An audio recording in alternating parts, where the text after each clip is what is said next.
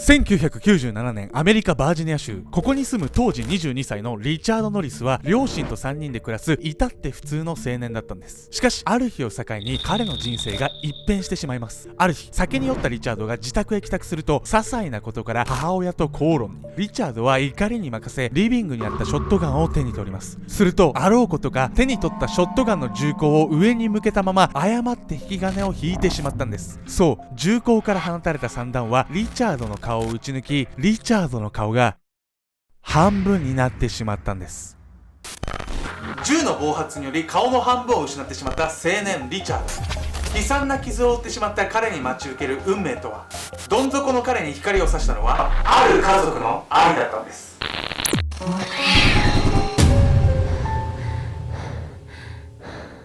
はい、どうも、チーズケーキの白いとこばっか食べてるケンちゃんです。どうも、やみやみこです。今回はね、不慮の事故によって顔の半分を失ってしまったリチャードについてなんですが、彼はね、その後ね、一体どんな人生を送ってしまったんでしょうか。いや、顔の半分失ってるってどんな見た目なのよ。想像つかないですよね。弾丸論破のクマとかね。知らん。顔を失った青年。1997年、事故により顔面の下半分を失ったリチャード。彼は手術により奇跡的に一命は取り留めたものの、その影響は大きく歯、鼻、下の一部と顔の半分を失ってしまったんです。さらに鼻を失ったことで匂いを感じなくなったり、下の一部を失ったことにより味が感じにくくなってしまうなど、この日を境に今までの人生が一変してしまったんです。そんな中、リチャードが最も気にしていたのが外見だったんです。リチャードは顔面を失ったことで人目を避けるようになったんです。外出するのを嫌がるようになっただけではなく、友人とすら会わなくなったんです。そしてリチャードは誰とも会わなくていいようにと、両親と共にバージニア州の山奥に引っ越すことにしたんです。しかしこれが裏目に出ることに。リチャードはさらに人と会うことを嫌がるようになってしまうんです。田舎なのになんで誰とも会わないじゃないの。引っ越した当初、リチャードは人が少ない夜にごく稀に外出をしていたんです。しかしその際、深夜に黒いマスクで顔を覆っていたため、何度も強盗と間違われ警察に連行されかけてしまったんです。こうしたことが起こり、引っ越し先でも部屋に閉じこもることが増えていったんです。そして唯一顔を合わせていた両親とも距離を取り始め、ほとんど会わない生活が続いたんです。その期間、なんと約8年。8年、長いわね。想像つかないですよね。僕も浪人してた時2年ぐらい家にこもってましたけど、どうだった？犬のね、マロンとプリンがいたからまだ精神的には大丈夫だったんですけど、初登場したから。リチャードはもうやばい、8年です。リチャードは毎日孤独や顔の変化によるショックで自殺を考えるほど辛い毎日を過ごしていたんです。皆さんも彼の立場だったらどう思いますかね。しかしそんな彼を不憫に思った両親は、どん底の息子を救うため動き始めます。そして母親がリチャードの人生を変えるある情報を手に入れたんです。その情報とは顔面再建手術。顔面再建とは顔面部に生じた欠損部分に対して人工的に修復する手術のこと。主にシリコンで製作された目、頬、鼻、耳を顔のパーツの代用とすることなんです。リチャードの母親はインターネットで何かいい方法がないかを探していたところ、顔面再建とその道で有名なロドリゲスという名の医師を知ったんです。母はすがるような思いでロドリゲスに息子の顔面再建を依頼。そしてロドリゲスはこれを承諾。後日リチャードは少しの希望は持ちつつも半信半疑でロドリゲスと対面。そこでロドリゲスはリチャードにある言葉をかけます。必ず君の顔を元に戻してみせる。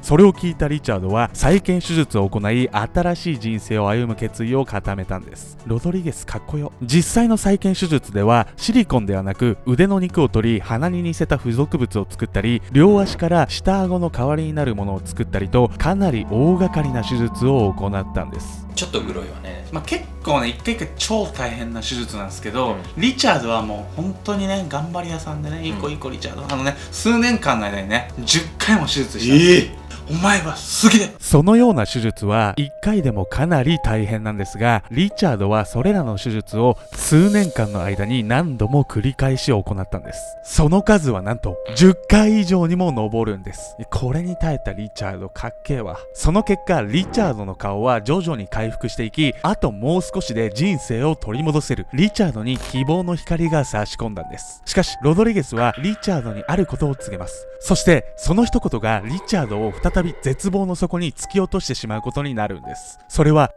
医療技術の限界。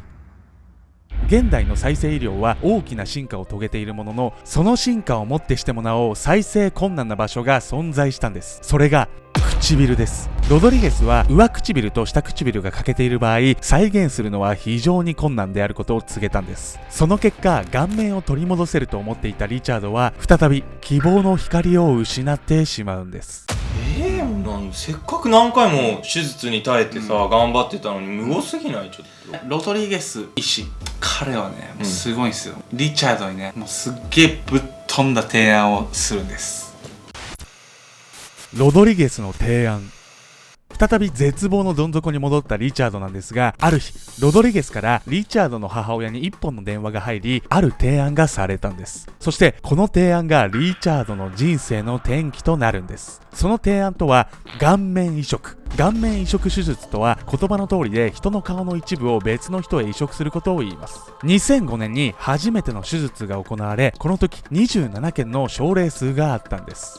これでやっと顔取り戻せるじゃない。本来ならね、しかしね今回のね顔面移植っていうのはね、普通の顔面移植とは違うものだったんです。リチャードと他の症例との違いはその範囲。それまでに行われていた顔面移植手術は犬に口周りを噛まれたため、鼻と口の部分的な移植をするなど一部分だけの話だったんです。しかし今回ロドリゲス医師が提案した顔面移植は、額から顎先まで顔全体を移植するという今までに例がない世界初のものだったんです。そんなことってできるもんなの？できないですよ、普通は。でもできるんです。そうロドリゲスならね。実はロドリゲス医師は他人の顔を丸ごと移植する可能性を考えて、解剖用死体で訓練を重ねて結果を踏まえてこの手術をリチャードに提案したんです。君の顔を必ず元に戻してみせって言ってたじゃない、それ守ろうとしてんのよ絶対に、かっこよすぎない？かっこいい。もうこういうの憧れますよね、ロドリゲス医師の話を聞いた母とリチャードはまた顔を取り戻せるとかなり喜んだんです。しかしこの顔面移植には2つの大きな問題が存在したんです。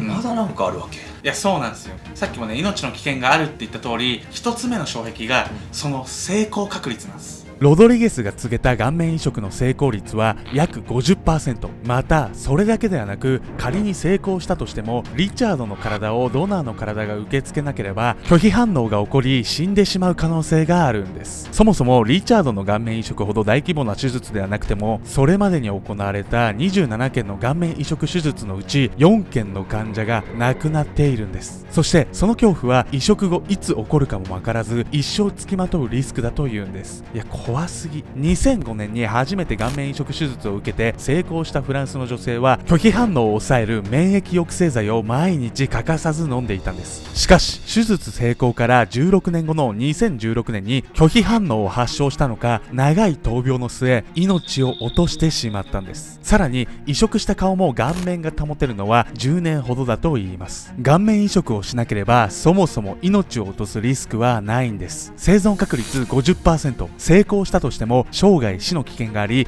10年しか保てない。命の尊さを最も理解している医師にとってこの手術は提案するだけでも相当な勇気が必要だったんです。そしてリチャードは顔面移植を受けるかどうか決断を下すことになるんです。悩み抜いた末彼は手術を決めます。リチャードはリスクを全て分かった上でこの前人未到の顔面移植手術に踏み切る決断をしたんです。こうしてね前人未到の顔面移植手術に臨むこの2人なんですけど、ここでね2つ目の問題がね起こるんですよね。まだなんだ、その問題っていうのが移植するってことなんで、誰が必要ですか？皆さんもうお分かりですよね。ドナーなんです。その2つ目の問題とはドナー。顔面移植には当然ドナーが必要で、そのドナーとは当然生身の人間です。ドナーの適性は厳しく、血液、骨格、皮膚の色が合わないといけないんです。それだけでも難しいドナー探しなんですが、リチャードの場合通常のドナー探しよりさらに難しいんです。その理由が移植に必要な顔面の範囲の広さ。顔面のほとんどが必要なリチャードのドナーはより見つけにくいんです。なぜならドナーは顔の一部がなくなるのではなくて、顔のほぼ全てがなくなるから。その結果ドナー探しは進展を見せないまま7年もの月日が経過。ドナーが現れることはないのではないか、そんな思いがよぎる中、この件が大きな進展を見せるんです。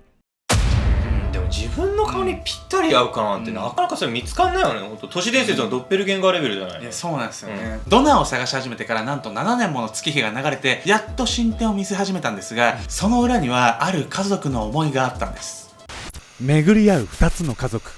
ロドリゲスのもとにある患者が運ばれてきます。彼の名前はジョシュア・アバサーノ。海兵隊に加わって間もない21歳の青年でした。ジョシュアは友人と一緒に街に出かけて通りを渡った時、突如悲劇に襲われるんです。なんとスピード違反の車と衝突してしまったんです。その結果ジョシュアは事故により脳に重い損傷を受けたんです。そして下された診断結果は脳死。そんなジョシュアの変わり果てた姿を見た家族は現実を受け入れることができなかったんです。しかしそんな時ロドリゲスが家族にある提案をします。それがドナーだったんです。ロドリゲスはジョシュアの顔をリチャードのドナーにしないかと提案したんです。そう、ジョシュアとリチャードは血液、骨格、皮膚の色が一致していたんです。しかし脳死とはいえ心臓の動いている家族をドナーにするのにジョシュアの家族は躊躇。特にジョシュアの姉レベッカは強く反発していたんです。いやそりゃ当然よ、家族なんだから、まあそうっすよね。普通はね自分の親族が死んだらね、まあそのご遺体とかはね、まあできるだけ綺麗に残したいっていうのがあるんですよ。まあそれが普通の家族の考えだとも思えますよね。はい、そうよね。それから数日後、別のドナーを探すしかない、そう思っていた時、ジョシュアの家族が死亡した家族が誰かを救うことになるならと承諾したんです。こうしてついにドナーが見つかり、顔面移植手術が決行されることになったんです。しかしリチャードの前代未聞の戦いはここからが本番。手術の内容はリチャードの顔の全てをメスで切除し、頭頂部から顎の先までをジョシュアのものに変えるというもの。この大手術を前に病院側は150人ものスタッフを用意し、万全の準備を整えます。そしていよいよ迎えた手術当日、36時間総勢150人が参加した前代未聞の手術の結果は成功。リチャードの顔面は顔の表面だけではなく、鼻から下顎までの頭蓋骨と口の中の歯茎や歯、舌さえもジョシュアと移し替えたんです。いやリチャードマジかっこいいわ。こうしてリチャードは17年の時を経て自身の顔面を取り戻すことになったんです。術後のリチャードは久しぶりの自分の顔面という感覚に戸惑い、ボトルから飲み物を飲むのも一苦労で口から溢れるほどだったんですが、今は徐々に回復しているんです。よかった。そしてこの手術によって本物の鼻や口を手に入れられたことで、事故以来初めて味や匂いを感じられたんです。一方ドナーに反対していたジョシュアの姉レベッカにはある心の変化が生まれていたんです。彼女はもうこの世にはいない愛する弟の顔を持つリチャードに会ってみたい、そう思い始めたんです。そしてジョシュアの顔になったリチャードと対面した姉レベッカ、彼女が目にしたのはもうこの世にはいないはずの弟が動く姿だったんです。顔が動くところを見て思わずジョシュアが生きていると、そう喜びを感じたんです。泣けてくる。まあなんかね、僕も去年親父死んだんで、まあ顔面移植とかなかったですけど、まあ、もしねこう同じ顔の人が出てきたらと思うのね、まあちょっと泣けるのかな、ちょっと笑っちゃうかもしれないですけど、なんでちょっとひょうきんな親父だったんで、まああんま悲しいとかないですけど、まあもしね皆さんもねご家族でね直近で亡くなった方とか、まあ思い出のある方とかがねそういう風に現れたらって思うとどうですかね。僕は悲しいとか泣けるっていうよりはちょっと不思議な気持ちですかね。ちょっとまあ話してみたいですけどね、そういう人が出てきたらね。以降リチャードとジョシュアの家族は術後から現在まで連絡を取り合い定期的に会っているんです。手術を終えたリチャードは新しい人生を家族や友人と共に過ごしたい、結婚して子供を持ちたいと人目を避けた15年を取り戻すように希望を持って過ごしているというんです。いやマジでよかったな。こうして前代未聞の大手術は幕を閉じました。しかし成功といってもいつ拒否反応が現れるかもしれない上、ロドリゲスが顔面移植は10年保てばいい方と話している通り、リスクは常にあり続けるんです。2人分の人生を生きるリチャードと10年という時間を与えられた2つの家族はこの先誰よりも尊く誰よりも悲しい10年間を過ごすのかもしれません。